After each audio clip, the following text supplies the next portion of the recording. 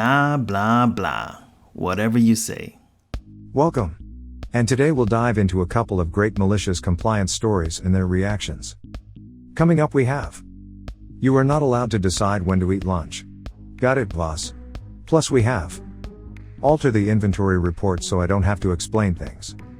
And finally, being late counts as an absence? Okay then. I just know you're gonna love these stories, so this should be a fun session. Hi, this is Derek. I just put the Drama Llama, Fred, back in his pen so that I can do this quick video for you with some of the stuff that Fred found on Reddit earlier today. If this is your first time watching our videos, help me out by watching to the end, and then giving me some feedback in the comment area below. I do respond to every single one, so don't be shy. And if you want more of these videos daily, don't forget to like and subscribe, with notifications turned on for this channel. Oh boy, let's get ready for some malicious stories. Whatever posted. You are not allowed to decide when to eat lunch. Got it, boss? Long-time lurker, first-time poster. This was some time ago, probably the early 2000s, but this event is burned into my brain. I'm sure over the years the story has been embellished a bit, but the core of the story is told exactly as it happened. I've worked in K-12 education technology for most of my 20+ years in my professional career. When I first started, I was the only technician for a small/medium school district, 2,500 or so students. During the time of this event, the director of special education was married to the superintendent. I reported to the business manager who used to teach technology but was not a technical person. For the most part, I was left to do my work, and was not overly micromanaged. So I got into a habit of taking my lunch, whenever I felt like it or even not at all. If I didn't take lunch and there was no pressing work, I would just leave a little early at the end of the day. Of course, I made sure all the schools were out before I left. As time goes on, I got in trouble for leaving early. So I would take my lunch whenever time permitted. Sometimes it was when there was only an hour left from work, sometimes not. But I would chill at my desk and just screw off. The others in the office where my desk was reported me for screwing off every afternoon. When I tried to explain to the business manager that I was taking my lunch, she says something to the effect of, "You can longer take your lunch whenever you want. Your lunch is from 12 o'clock to 1 o'clock. I say, "No problem," message received.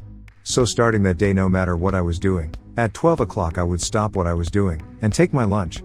If I was at my desk I would screw off. If I was at a school site, I would go sit in my car.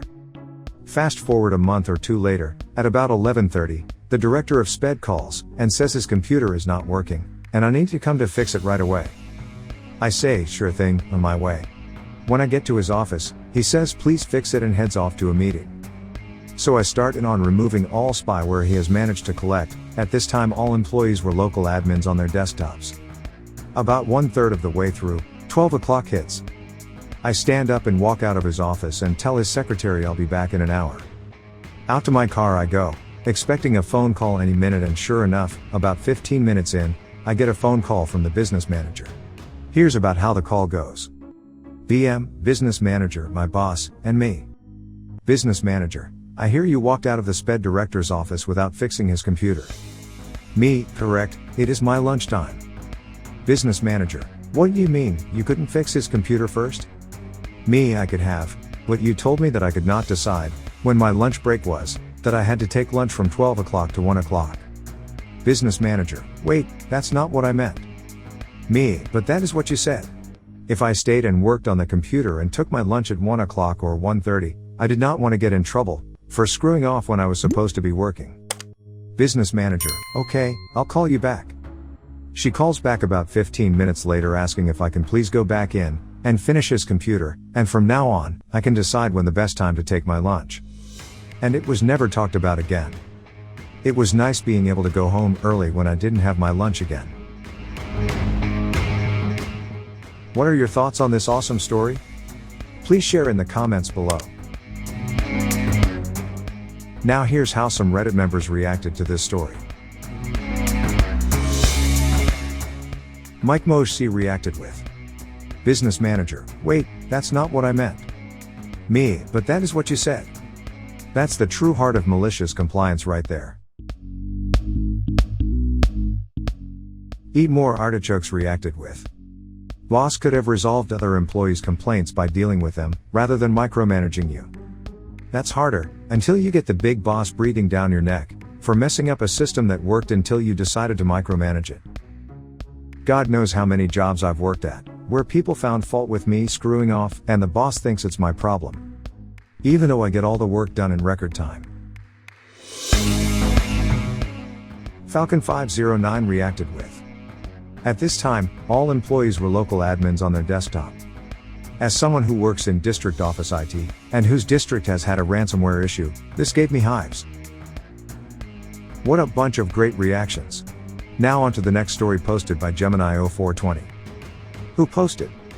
Alter the inventory report so I don't have to explain things. Back in 2016, I took over as a lab manager. The previous guy running the lab, as well as the boss were the golden children, and could do no wrong. Later found out they were omitting all kinds of information on monthly reports, to make the numbers look good.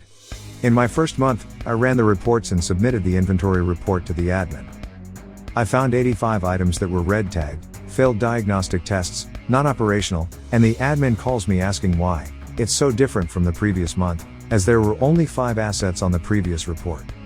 I tell them I have no clue why that is, and that I'm simply doing the truth in reporting of our inventory. They tell me to remove the information, and make it match the previous month.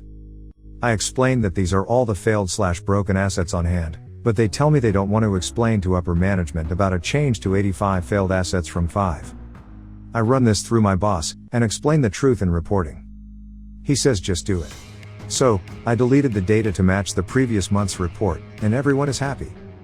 I am submitting these altered reports for 5 months with no complaints. The higher-ups do an unannounced walkthrough one day, and decided to look at our master inventory. They see the list of red tag assets and ask why there are so many, and that it doesn't match the reports they get. I explained that I simply submit the data my boss tells me to submit. They aren't happy with the answer. My boss gets his ass chewed out. Crap rolls downhill and I get yelled at which point I reminded him about what he wanted me to do. A week later they are asking for complete truth and reporting, and want to see all red tagged assets on the monthly report. Lucky me, I already knew what was going on with them, and was easy to update the status. We quickly resolved all the issues, repairs and refurbishing. And I am recognized for running an amazing lab with an award from our inspectors. CFWY Dirk reacted with. Mid-management working for the bonuses setup. Ownership really wanting to rid themselves of fully depreciated/broken assets.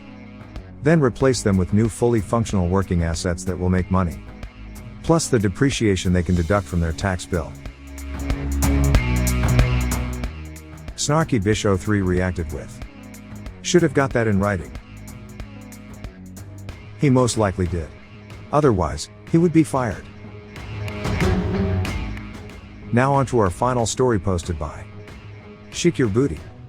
Who posted? Being late counts as an absence? Okay then. Back in the early 2000s, I worked at a crappy call center that had a pretty straightforward attendance policy. If you called in sick for the day, you got an attendance point. If you were 15 or more minutes late for your shift, you got a half point. Additionally, absences over consecutive days, with a doctor's note, were worth 1 point. If you had more than 6 points in a 6-month period, they let you go. A few years later, we get a notification that the policy had now changed. If you had more than 3 points in the calendar year, you were terminated.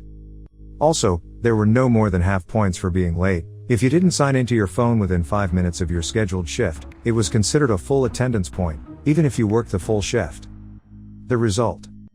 People would show up to work late, because of traffic, or whatever, and realized they were going to be penalized the same as if they hadn't shown up, and would then call the sick line and leave. Enter malicious compliance time. I had a coworker who was 15 minutes late, because of a traffic accident on his commute. His supervisor told him he couldn't grant an exception, while tut-tutting about not being better prepared for something that was beyond his control. So the coworker, without breaking eye contact with the supervisor, called the sick line from this desk phone saying he was going to be absent for the day and then left. I had a hard time not laughing while I watched the whole thing. Pretty soon turnover, which was already high for a call center, went through the roof to the point where they were having difficulty keeping minimum staffing needed for their contracts.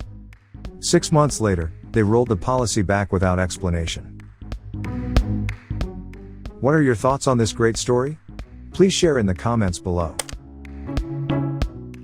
Now here's how some Reddit members reacted to this story. PR2NP reacted with, "Man, that reminds me of this training program I was doing. We were attending lectures every day for this program. And the leaders announced that people must be on time, and that traffic was not an excuse. This, of course, is ridiculous. Yes, you should anticipate traffic, but sometimes traffic is worse than is realistically anticipated. Anyway, one day a presenter is running late, and the leaders goes to the stage, and says they are running late due to traffic. In unison, probably half of us shouted out, 'Traffic is not an excuse.' It was glorious." The tiny birdie reacted with, "Sounds like my job. It got to a point where if I was 6 minutes late, I was late and it's a point. So, if I knew I was going to be late by 6 or more minutes, I would just take my time and get to work. Some days I would come in 30 minutes late. The funny part is, if you called and said you were going to be late, same policy, so I also stopped calling. I would go and pick up food from a restaurant and get fancy coffee. Same punishment, so no point in rushing." What's for dinner reacted with, "This is how you get people coming into work sick, and spreading it to everybody. Many years ago, I worked at AT&T at a call center, and they were just as bad."